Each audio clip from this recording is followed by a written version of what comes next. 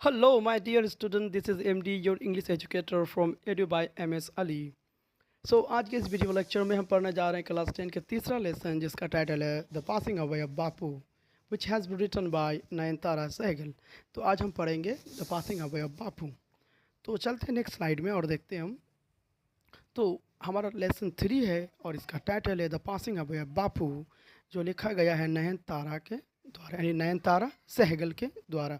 अब देखिए, सबसे पहला जो हमारा हेडिंग है, हम पहले उसको समझते हैं। The passing away of Bapu. Bapu in the sense, Bapu यहाँ पे किनको कहा जा रहा है? गांधी जी को। तो जब गांधी जी गुजर जाते हैं ना, तो उनको कहा गया है the passing away. Passing away मतलब होता है किसी का गुजर जाना। ओके। अब सबसे पहले हम इस लेसन को, यानी कि इस स्टोरी को पढ़ने से पहले हमारी कोशिश रहेगी कि हम एक बार ऑथर के बारे में थोड़ी बहुत जानकारी ले लें। तो ऑथर का नाम है नयनतारा सहगल, जिनकी पैदाइश हुई थी 1927 में, और इनको माना जाता है कि is one of the first female Indian writers in English to receive wide recognition. अब देखिए क्या बोला गया यहाँ पे कि इंडिया में एक ऐसी पहले औरत थी या फिर एक पहली ऐसी महिला थी जिनको इंग्लिश में लिखने के लिए बहुत ज़्यादा पहचान मिला। यानी कि इंडियन राइटर्स इन इंग्लिश में लिखा करती थी और उसमें इनको काफ़ी ज़्यादा पहचान मिली। ठीक है, मैं इसको काफ़ी ज़्यादा सिंपल रख रहा हूँ। ही हर फिक्सन डील्स। अब देखिए, फिक्सन का मतलब होता है इसका अफसाना या फिर वो मेड अप स्टोरी, यानी कि बनावटी कहानी कह लीजिए एक तरीके से। तो her fiction deals with the India's response to the crisis brought by political changes. अब क्या होता है कि इंडिया में अचानक से ना कुछ पॉलिटिकल चेंजेस आती है। ठीक है, यानी कि पॉलिटिकल कुछ बदलाव आती है, जिसके कारण इंडिया का जो सिचुएशन था, या कह लीजिए हालात, या कुछ घटनाएं हुई थी, तो उस घटना को किस तरीके से जो भारतीय है, जो हिंदुस्तानी है, उसको किस तरीके से डील करती है, फिर किस तरीके से उसको जवाब देती है। तो वो चीज़ इसकी स्टोरी में आपको, अफसाना में आपको देखने को मिलेगी कि जो पॉलिटिक्स के कारण जो कुछ भी बदलाव आया, तो किस तरीके से इंडियन उसको हैंडल करते हैं। जो भी क्राइसिस आया, जो भी घटनाएं हुई, या फिर जो कह लीजिए जो भी सिचुएशन था, उसको किस तरीके से हैंडल करते हैं, वो चीज़ इसमें दिखाया गया है। सी ऑन द साहित्य academy award in 1986 for her novel rich like us. और इनको फिर एक नॉवल के लिए, जिस नॉवल का नाम है रिच लाइक अस, उसके लिए एक अवार्ड भी मिला था, जिस अवार्ड का नाम था साहित्य अकेडमी अवार्ड। और ये कब मिली थी? 1986 में। ठीक है। The text an extract from the Nayantara Sahgal memoir prison and chocolate. अब देखिए, हम जो पढ़ने जा रहे हैं ना अभी, स्टोरी जिसको हम पढ़ेंगे, जिस कहानी को, एक्चुअली क्या है कि नयनतारा सहगल के द्वारा एक मेमोर मतलब होता है कि एक, मतलब कह लीजिए कोई बायोग्राफी, किसी तरीके का हिस्टोरिकल अकाउंट्स होते हैं ना, तो उसको हम बोलते हैं मेमोर। तो उसका एक मेमोर था लिखा हुआ, जिसका नाम था प्रिजन एंड चॉकलेट केक। तो उसमें से लिया गया है ये एक्सट्रैक्ट, ये टुकड़ा, ये हिस्सा जो हम पढ़ेंगे अभी, इस चैप्टर को पढ़ेंगे वही।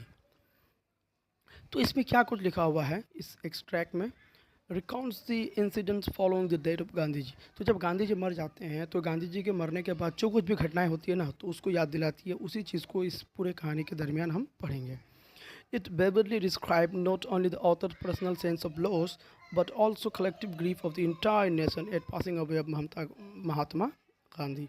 तो अब देखिए, जैसे महात्मा गांधी का इंतकाल हो जाते हैं, वो गुजर जाते हैं, तो इसमें जब हम स्टोरी को पढ़ेंगे तो इसमें हमें नज़र आएगी कि जो ऑथर है, तो काफ़ी ज़्यादा वो भी दुख हो जाते हैं, उनको भी काफ़ी, वो भी काफ़ी दुखी दिखता है हमें। और काफ़ी ज़्यादा कह लीजिए कि उनको पर्सनली बहुत ज़्यादा ख़राब लगता है, या फिर कह लीजिए कि काफ़ी ज़्यादा वो दुख रहते हैं, यानी कि उदास रहते हैं, गमगीन हो जाते हैं। तो सिर्फ बात करूँ तो सिर्फ ऐसे ही नहीं है कि जो ऑथर है उन्हीं को इससे काफ़ी ज़्यादा लॉस होता है, या फिर काफ़ी ज़्यादा वही गमगीन हो जाते हैं या उदास हो जाते हैं, बल्कि बाकी जितने भी लोग हैं, बाकी जितने भी इंडियंस हैं जो काफ़ी ज़्यादा फॉलो करते थे गांधी जी को, जो गांधी जी को काफ़ी ज़्यादा मानते थे, वो लोग भी काफ़ी ज़्यादा दुख मना रहे थे। ठीक, या फिर किस तरीके से वो लोग भी काफ़ी ज़्यादा दुखी थे, हम वही देखेंगे इस चैप्टर में। तो चलते हैं नेक्स्ट स्लाइड में। तो यहाँ से हमारा यूनिट 1 स्टार्ट होगा। I was having T at home on the evening of 30th January 1948 when I was called to build a house by an urgent telephone। अब यहाँ पर क्या होता है, देखिए कि राइटर है वो कह रही है कि मैं चाय पी रही थी। ठीक है, मैं इसको ट्राई करूँगा कि काफ़ी ज़्यादा सिंपल रखूँ। मैं चाय पी रही थी शाम को चाय पी रही थी, और उस दिन का अगर बात करें डेट का, तो कितना तारीख था? 30 तारीख था जनवरी का, जनवरी 30 तारीख था। और साल का अगर हम बात करें तो 1948। तो 1948 30 जनवरी को वो शाम को चाय पी रही थी अपने घर पर।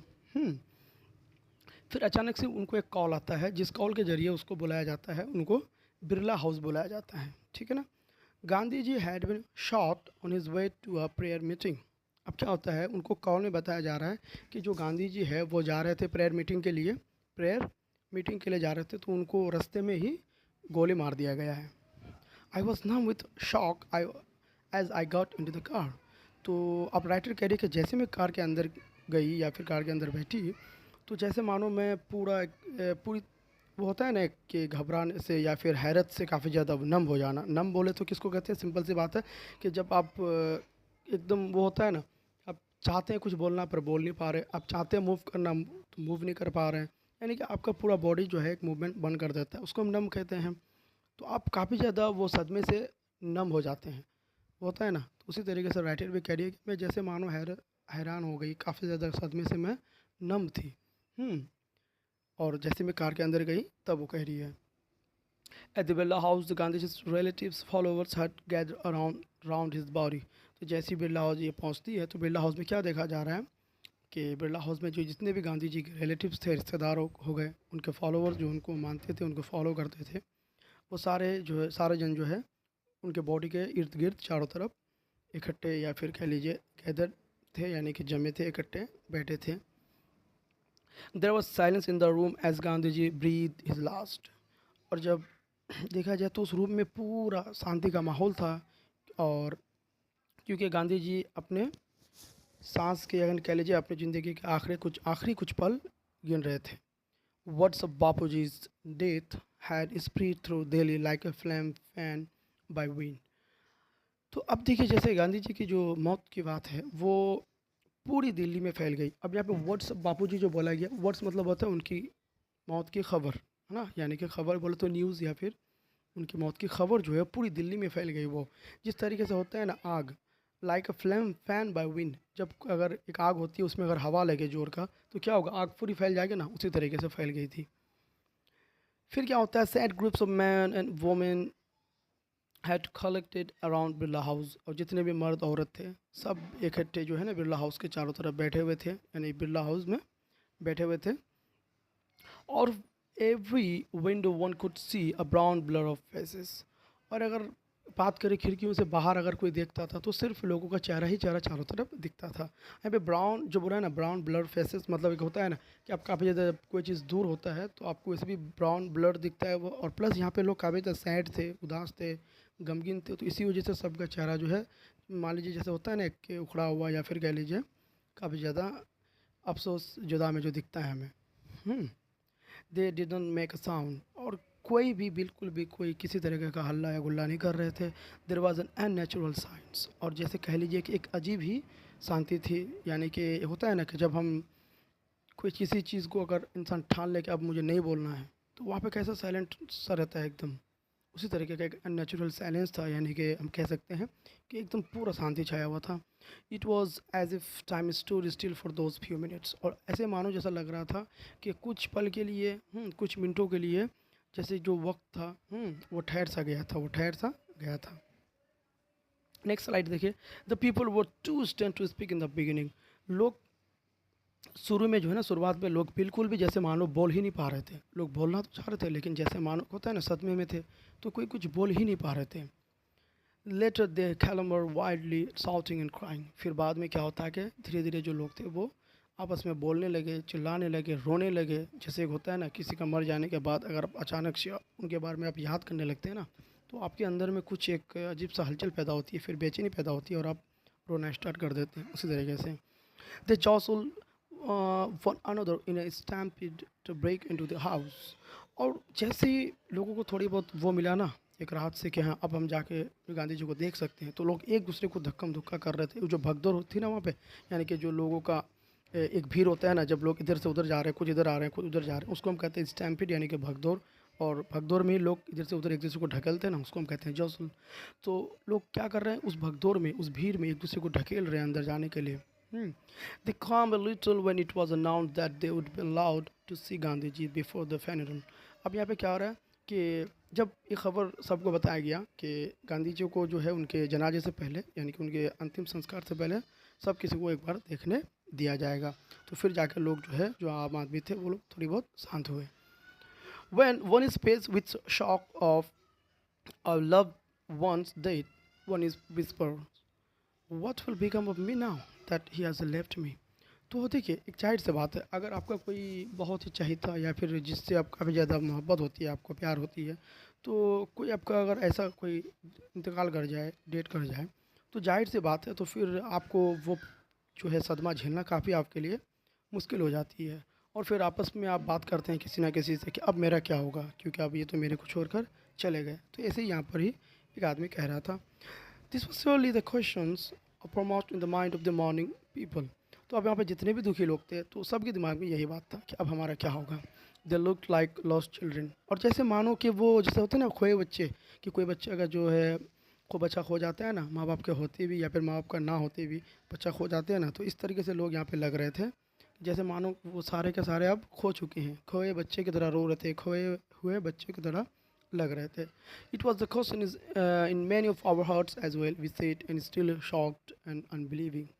और जितने भी वहाँ पे लोग बैठे हुए थे, राइटर करे कि जितने भी हम लोग वहाँ पर बैठे हुए थे, सब एकदम जो होता है ना हैरत ज़दा, यानी कि काफ़ी ज़्यादा हैरान थे, और हमें विश्वास भी नहीं हो रहा था कि क्या सच में गांधी जी का वफ़ात हो चुकी है, इंतकाल हो चुकी है. तो सबके दिमाग में एक ही क्वेश्चन था कि क्या सच में वो जो है गुजर गए. They listened to the broadcast telling people of India that their Bapu was no more. और फिर वो लोग अचानक से एक ब्रॉडकास्ट को सुनते हैं. ब्रॉडकास्ट मतलब होता है ना वो कि जैसे कि वो रेडियो के ज़रिए एग्ज़ाम एक होता था ना, अब तो थोड़ा बहुत कम हो चुका है, पहले बहुत ज़्यादा था कि रेडियो के ज़रिए हम सुन लेते थे कि कहीं से क्या खबर आ रही है. तो सब लोग ने सुना कि telling the people of India, जिसमें बताया जा रहा था हाँ हिंदुस्तानी लोगों को यानी कि भारतीयों को कि जो उनके बाबूजी है यानी कि बापूजी है, अब वो नहीं रहे, अब वो नहीं रहे. तो आज की इस यूनिट, ये हमारा एक्चुअली आज यूनिट 1 था, तो आज हम इसको यहीं तक रखते हैं. ठीक है, तो आज का इन वीडियो में हम यूनिट 1 तक ही रखते हैं. ठीक है, क्योंकि फिर क्या होगा ना कि हो सकता है कि ये वीडियो बड़ी हो जाए तो फिर आपको लगेगा कि नहीं वीडियो ज़्यादा बड़ा हो रहा है, तो इसीलिए मैं यहीं तक छोड़ देता हूँ. ठीक है, तो आप लोग तो मिलते हैं अगले वीडियो में दूसरा यूनिट के साथ. बने रहिए हमारे चैनल के साथ और विज़िट करते रहिएगा हमारा channel Edu by M S Ali. Thank you so much for watching Edu by M S Ali. Have a great